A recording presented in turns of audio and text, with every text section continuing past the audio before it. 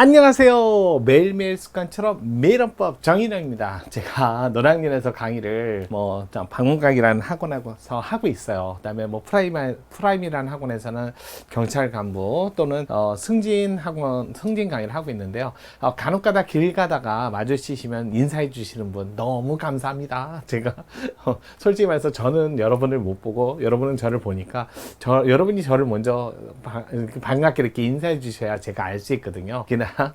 그렇게 인사라도 해주시니까 너무 제가 이게 하는 게 보람이 느껴집니다. 모두 잘 됐으면 좋겠습니다. 매일매일 이렇게 습관처럼 한 문제씩 보는 게 뭐 아무것도 아닌 것 같지만 쌓이면 무서워요. 저랑 같이 보는 거 계속 합시다. 자, 반갑습니다. 하여튼간 지나가면서 아는 척 해주시고 인사해 주시고 또 반갑게 이야기해 주시니까 너무너무 행복합니다. 자, 어제 그런 일이 있어 갖고요. 다시 한번 인사드리면서 다이어트 성공하세요. 자, 볼게요. 저희 다이어트 쫙 했다가 다시 여름이 되니까 이게 몸이 좀 붓는 거 아닌가라는 생각 아닌가요? 살찌는 건가요? 자, 볼게요. 오늘 매일헌법 문제는요. 6월 18일 수요일 25년 상반기 비상대비 업무 담당자 이 판례요. 24년 5월달 판례를 집중적으로 낸 것 같아요. 5월달, 6월달 요때 판례를 말씀을 많이 하시더라고요. 25년 판례는 언제 올라오냐? 5월달 판례, 6월달 판례 해갖고 상반기 다 해서 한 30개가 안 될 것 같아요. 최 20개도 안 될 것 같은데 그거는 같이 한번 해가지고 정리해 드릴게요. 그전 판례는 딱히 없어요. 올해 25년 초반에는 대부분 탄핵이다. 그다음에 이런 사건 때문에 대부분 판례가 통치구조에 물려 있고요. 그다음에 그렇게 어렵진 않은 판례들밖에 없었어요. 물론 대통령 탄핵은 중요한 판례지만 그래도 대부분 국민적으로 다 관심 있고 하다 보니까 다 알게 되지만 그래도 나머지 판례 또 정리해갖고 상반기 해갖고 말씀을 드릴게요.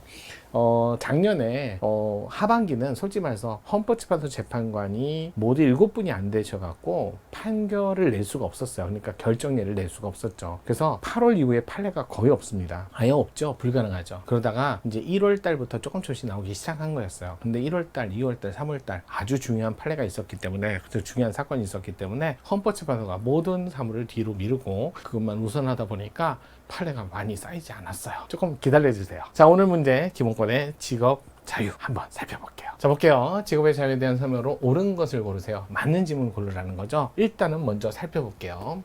15조 직업의 자유.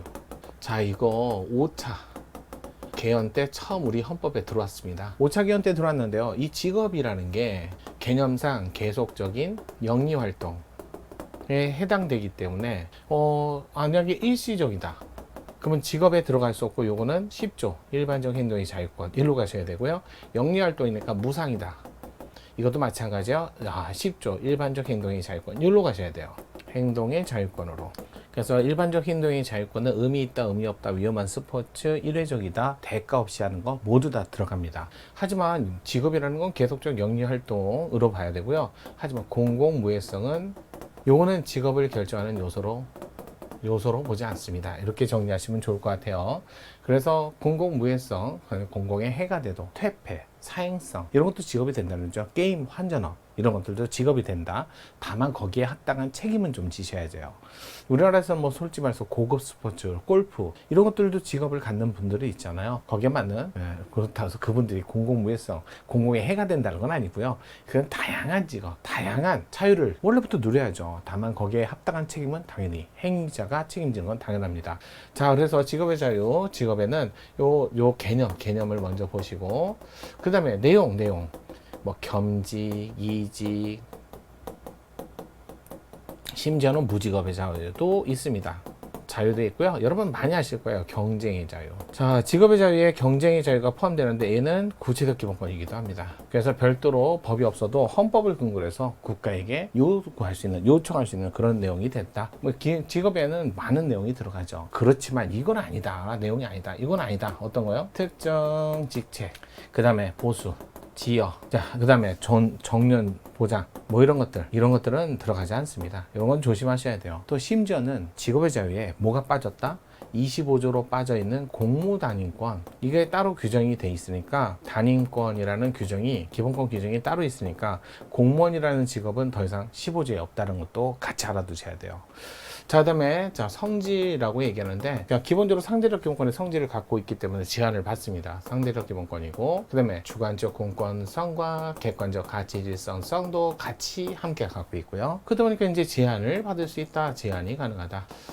자, 직업의 자유 15조에는 개별 헌법 유보라든지 개별 법률 유보는 따로 없어요. 개별 헌법 유보나 개별 법률 유보는 따로 규정해 놓은 바는 없습니다. 개별적 법률 유보는 따로 없고요. 그러다 보니까 요거는 규정이 없어요. 요거에 대해서는 규정이 없고요. 규정이 마련된 바가 없으니까 그러니까 37조 2항에 따라 일반적 법률 유보에 따라서 법률을 만들 때 지켜야 되는 한계, 요게 작동이 되는 거죠. 그러면서 여기 나오는데 목적상 한계라든지 그다음에 형식적 한계라든지 그다음에 수단적 한계라든지 마지막 본질적 내용에 관한 한계 다 지켜야죠. 그 중에 수단적 한계, 과잉금지 원칙 금지 원칙이라고 다들 이야기하시고 여기에 이제 과잉금지 원칙의 정적, 필상 이렇게 4단계 정당성, 적합성 또는 적절성이라고도 하죠. 그 다음에 최소성, 그 다음에 마지막 균형성, 상당성 이렇게 얘기합니다. 자, 이렇게 하면서 정당성, 적합성, 최소성, 균형성인데 그 중에 요 정당성은 당연히 공익이 있어야죠. 공익이 없으면 어떻게 합니까? 공익은 당연히 있고요. 그게 효과 있고 기여하고 필요한 수단이어야 되고 최소성은 요게 이제 이런 얘기죠. 행사 방법을 먼저 쓰고 안 되면 행사 여부에 관한 방법으로 진짜 이렇게 순서를 정해준 거죠. 마찬가지예요. 임의적 자 방법으로 목적 달성할 수 있으면 더 이상 진도 나가면 안 되죠. 그때 안 되는 경우에 한해서 필요적 필수적 방법을 쓴다. 자, 행사 방법을 먼저 쓰고 여부, 선택, 결정 이런 얘기 하죠. 결정. 자, 행사 방법은 일단 누구나 다 자유롭게 하는데 어떤 거요? 뭐 조건을 다는 거죠. 이렇게 몇 건만 해라. 시간, 조건, 내용 이런 식으로 누구나 자유롭게 하는데 방법이에요. 오늘도 나오지만요. 아니 반드시 한 명 이상의 기사, 능력 있는 사람, 자격증 있는 사람을 갖춰야만 업을 할 수 있다. 그럼 할 수 있다 없다니까 결정. 선택 문제고요. 자, 그 사람이 할 수 있는 자, 하루의 작업량은 딱 요만큼만 해라 라고 하는 것은 누구나 하는데 자, 이런 어떤 수단이나 방법상의 제한일 때는 행사 방법, 행사에 관한 자, 제한이잖아요. 근데 직업의 자유는 그 사이에 뭐가 있다? 주관적 사유에 근거한 직업 선택의 자유를 제한하는 자격증, 제도.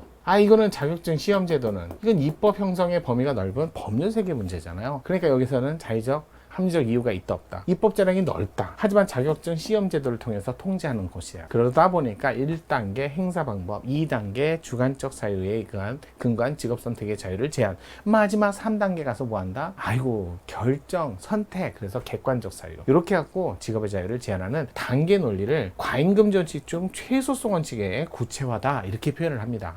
요거를 판례로 어떤 식으로 나오는지 한번 살펴볼게요. 여러분들이 요걸 알아야 기본적으로 얘기를 합니다. 다시 아시겠지만 다시 한번 반복 학습. 자, 볼게요.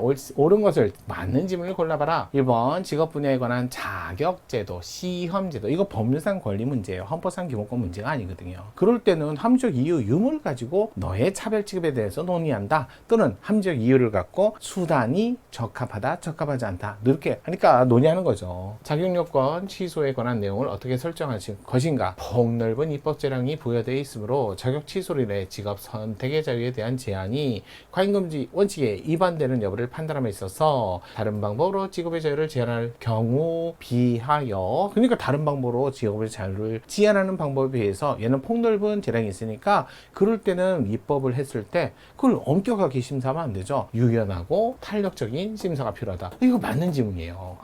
이게 참 어렵죠. 우리가 배운 거는 분명히 그런 식으로 안 배웠는데 표현은 이렇게 나오니까 자주 보셔야 돼요. 그래서 자, 1번이 옳은 지문이었어요. 자, 그 다음에 2번은 이거 24년 5월달 판례잖아요. 음주 측정 거부 전력 있는 사람. 여러분, 음주 측정 3회 끝까지 위반하시면 뭐가 돼요?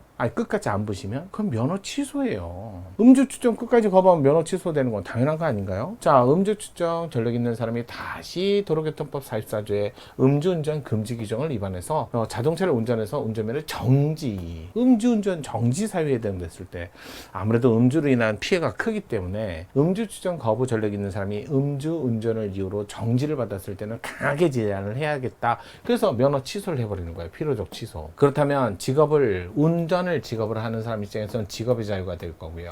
운전을 직업으로 하지 않는 사람은 직업이 아니잖아요. 그러면 직업의 자유가 아니라 일반적 행동의 자유권 10조로 가셔야죠. 근데 둘 다 직업의 자유를 제한한다? 하나는 맞는데 하나는 틀리죠. 이렇게 나와야죠. 2번이 그래서 틀린 지문이었어요. 물론 합헌입니다.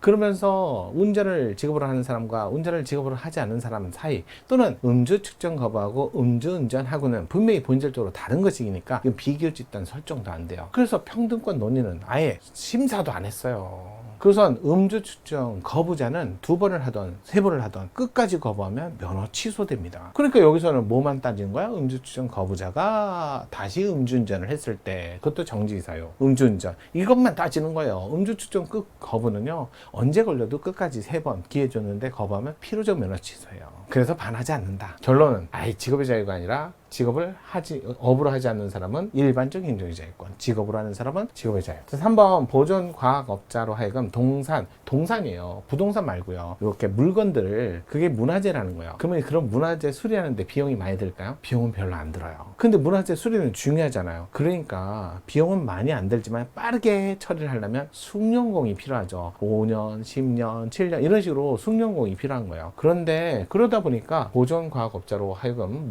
동산 문화재 보존 처리 예정 금액 따른 일정 경력 이상의 보존과학기술자를 보존 처리 현장에 배치하는 거, 만약에 1명 이상 기사가 없으면 업을 못하게 하는 거, 그건 직업 선택의 자유예요. 하지만 배치는 했는데 그 사람이 하루에 할 수 있는 업무량을 딱 법률로 정해놓는 것, 이 문화재니까 신중하게 하라는 거죠. 따라서 동시에 처리할 수 있는 보존 처리 건수를 제한하는 건 선택이 아니라 이건 직업 수행의 자유, 행사 방법의 제한이었어요. 이게 이 판례의 포인트예요. 24년 5월달 판례. 동산문화재 보존 처리에 관한 규정 조항 중 보존과학업을 영위하는 자의 직업 선택의 자유가 아니라 건수를 제한한 건 수행의 자유고요. 그 다음에 1명 이상의 기사가 있어야만 영업을 할 수 있도록 한 건, 그게 바로 직업 선택의 자유. 이거 분리해 주셔야 돼. 그거 안 하시면 이건 왜 틀린지 몰라요. 그래서 어려운 문제였어요. 4번째, 고체 형태의 세안용 비누. 이거는 다른 시험에서도 나왔었죠. 24년 5월 판례지만, 화장품 판매업자 등록을 하면서 판매 관리자 의무적으로 두도록 하는 것은 고체 형태의 세안용 비누 수입 판매하라는, 이거 보세요. 1명 이상 반드시 있어야만 영업을 할 수 있다. 선택이에요? 수행이에요? 결정이에요? 수행이에요? 그래요. 요번에는 수행이 아니라 결정의 자유를 제한한 거죠. 선택의 자유를 제한한 거죠. 이거 딱 정확하게 잘 냈어요. 선택의 자유에 해당되는 거하고 수행의 자유, 이걸 앞뒤로 바꿔서 틀린 지문을 만든 거예요. 1명 이상의 전문가가 꼭 있어야만 영업을 할 수 있다. 직업 결정의 자유, 선택의 자유. 만약에 그 사람이 할 수 있는 영업량, 하루에 운전할 수 있는 시간, 또는 그 사람이 영업을 할 수 있는 시간이나 야간이든 밤이든 이런 식으로 제한을 걸면 그건 직업 수행의 자유라는 거. 오늘 조금 24년 판례가 이제 눈에 보이나요? 자, 그럼 오늘 저랑 같이 했으니까 내일도 모레도 저랑 같이 하시죠.